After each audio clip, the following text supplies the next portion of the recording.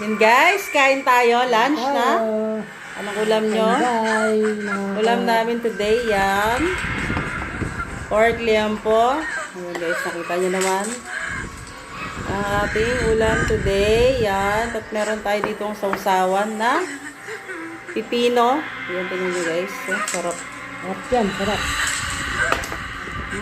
Kain na tayo para pag namasada si Dudong, may baka si Dudong.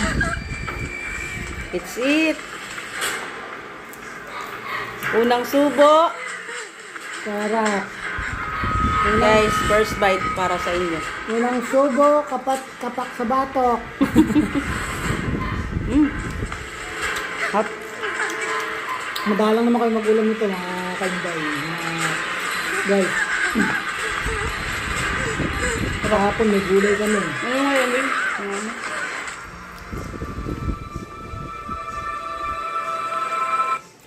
Kaya guys, oh. Kain tayo. Mm. Anong ulam nyo mga kainday, mga guys? Hot.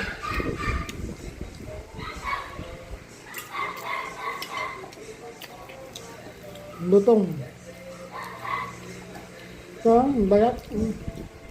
Yan, kaming dalawa lang ni Dodong kumakain. Si Claire kasi sa school kumakain.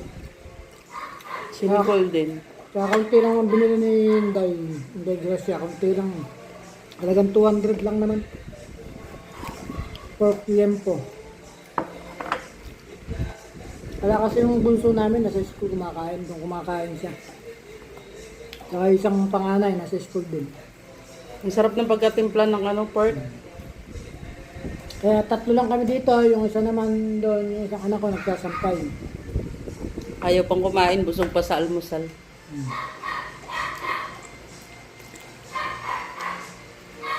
Kakain muna ako, tapos papahinga ng konti. Sada na ulit.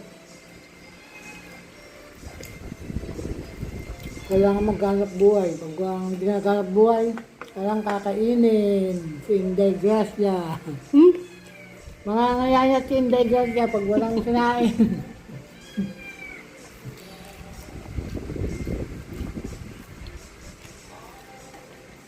Sarap. Tamang-tama yung pagkamarinig ng baboy tsaka sausawan niya, may sibuyas, may kalamansi ano. Kalamansi sili, sarap. Ganito mga masarap ibaon sa ilog, mga ganyan. Tapos mga piritong isda, ihaw. Sarap ngayon, mag-ilog. Kami sa ilog, baka itong week na to, siguro mag-ilog kami, baka linggo. Kaya Sabado. Kahit na mababaw tubig, pwede na doon.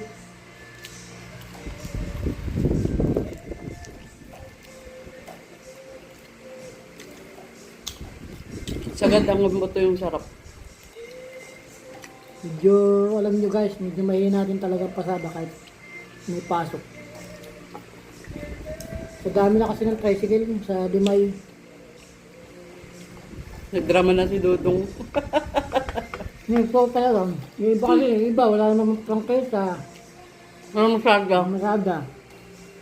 Kasi kami nagbabayad kami, kaya siyempre, dapat ka rin kumontra sa mga hindi mga legal na tricycle. Kaya yung iba, inuuli na talaga doon yung mga walang prangkesa. Kaso lang, hindi mo rin talaga maiwasan. Yung iba, Malabas. naghahanap buhay talaga. Eh, siyempre, wala silang ibang pagkakakitaan. Kaya, lumalabas na rin sila kahit wala silang mga prangkesa.